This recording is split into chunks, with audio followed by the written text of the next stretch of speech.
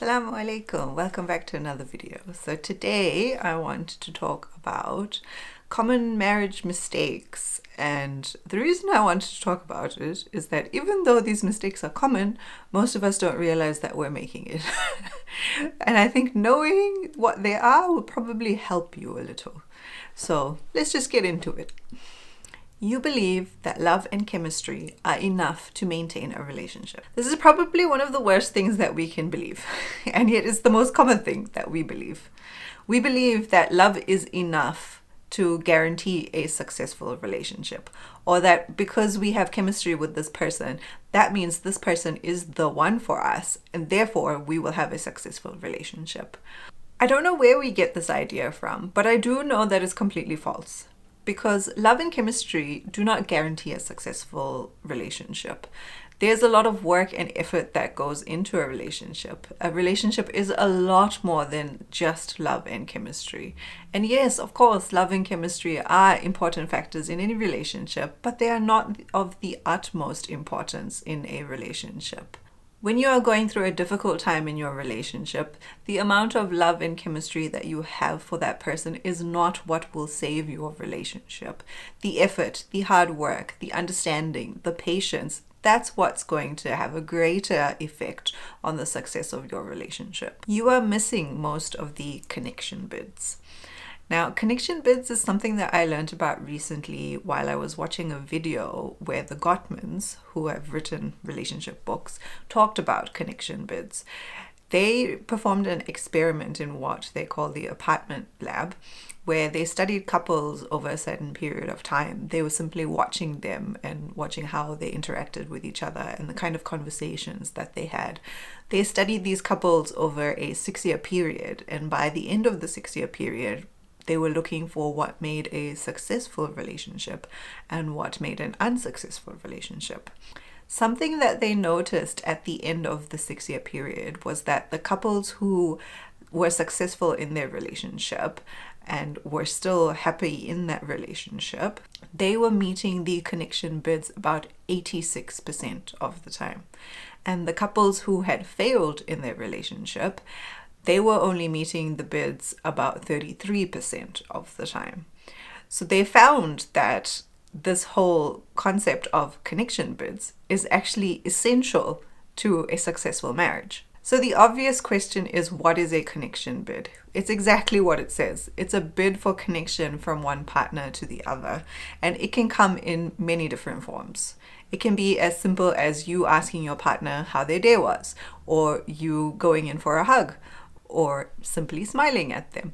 All of these things are bid for connection, and how your partner responds to the bid is what determines how successful the bid was. There are 3 types of response that your partner could have. They could either acknowledge the bid and interact with you, or they can ignore you, or they can turn away from you. So acknowledging the bid, or turning towards your partner as it's called, it's actually building trust and emotional connection, which are kind of like the basic blocks of a good, healthy marriage. If you're meeting those bids 80% of or 86% of the time, as those couples were, you're setting yourself up for success. But if you continuously are missing the bids, if you're continuously ignoring your partner or turning away from them, you're setting a poor foundation. Essentially, what you're doing is you're building resentment and contempt, and that does not set you up for a successful marriage. If you think about it, it's kind of obvious. If you're in a relationship and your partner is continuously ignoring you or turning away from you, that's not really fostering love in your relationship. You're probably going to eventually stop making bids, stop looking for connection, and that makes you grow further apart, and eventually that relationship will break.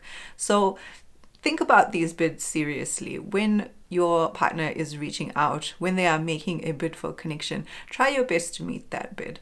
Obviously, sometimes we're not in the right mind frame, maybe we're not having a good day, and we might not meet that bid. But the more bids that you meet, the higher your rate of success will be. You're not over communicating. Yes, over communicating. We all know that communication makes a good relationship, and that is 100% true. You need to be able to communicate with your partner. However, I don't think most of us actually understand what that means. Like, we don't understand how to communicate with our partner, what we need to tell them, and how often we need to communicate with them. So I like to use the term overcommunication because that's kind of what it feels like to me. Like, you literally need to over communicate. You have to say everything. You have to voice your concerns, your wants, your needs. Because here's the thing, your partner does not live in your head. They do not know what you want or what you need. And this idea that, oh, if they don't know what I want and what I need, then they must not be the right person for me. This is such a false idea. Again, another one which I think we grow up thinking, I don't know if it's from society or if it's from rom-coms or whatever it is. We have this blind belief that the right person for us will magically just know what we want and what we need all the time, and they will give us that all the time. I don't know why we believe that, because how has that ever been true for anyone at any point in life, regardless of whether it's a romantic relationship or not? Like, it's impossible, because nobody knows what you're thinking or what you're feeling. If you do not voice that, if you do not communicate that, then the other person is not going to know that. This is something that took me a while to understand, because like many people, I just assume that the other person is going to understand what I'm thinking, what I'm feeling. I think in my mind, I'm like, yeah, it's obvious that I'm angry right now. Like, how can you not know that? No, you actually have to say, yeah, I'm angry, and I'm angry because of this. Because a lot of times, it's not obvious. So you have to literally over communicate everything. And you will learn how to do this in time. It doesn't happen from the get-go. But once you start doing it, you will notice that you have a lot less arguments because you start to understand each other. And really, that's what communicating is about really understanding the other person rather than trying to constantly predict where they're at and what they need. Just say it. You don't think well of your partner. This is something that I've seen a lot of people do. And I don't know if it's intentional or not, but it's like you're always predicting that they are going to react badly to something that you do or say. And I think it's more to do with you as an individual rather than your partner. And basically, it's you continuously thinking poorly of them. You'd be like, oh, I'm not going to say that because I know how they're going to react and it's not going to go down well. Or I'm not going to do this because I know that they're not going to like that. And, that's not going to go down well. It's that kind of thinking where you're constantly thinking negatively about your partner. That really puts you in a trap because you don't realize that, again, you're breeding resentment there, because eventually you're going to start thinking, this sucks that I can't do this or I can't say this in my life because my partner doesn't like it. And yeah, that just grows and grows and grows, and you just become more and more and more miserable. And eventually things end. So definitely try to see the positives. Always try to make the relationship bids, like I mentioned before, thinking of a positive reaction rather than a negative one from your spouse. That will help you to continue to foster a healthy communication, a healthier relationship. You are critical of your partner. I think this is something that's so easy for all of us to do, not just in romantic relationships. I think that humans in general are very good at being critical of others. But here's the thing, particularly in marriage, criticism is never well accepted.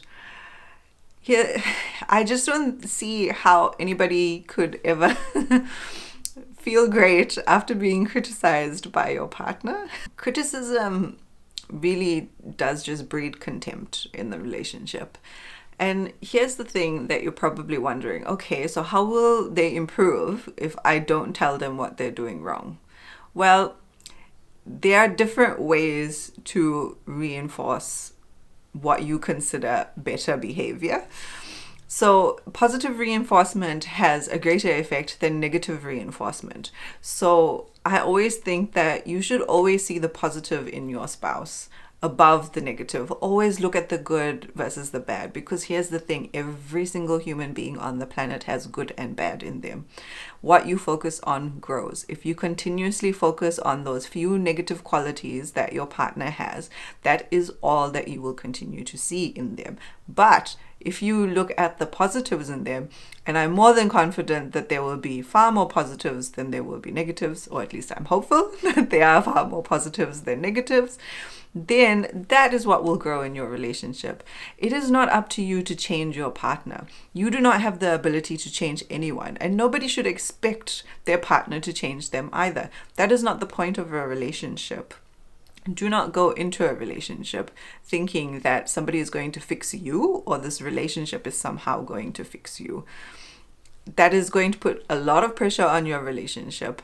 And when there is pressure in a relationship, that relationship usually ends. So always work on positive reinforcement. Always think about all the good qualities that your spouse has, and tell them that. When you notice that about them, you tell them that. It reinforces it in their mind. It also makes them feel good about themselves, makes them feel better about the relationship, and that builds better connection. So I hope that this has helped you in some way, shape, or form, and I will catch you in the next video. Assalamu alaikum.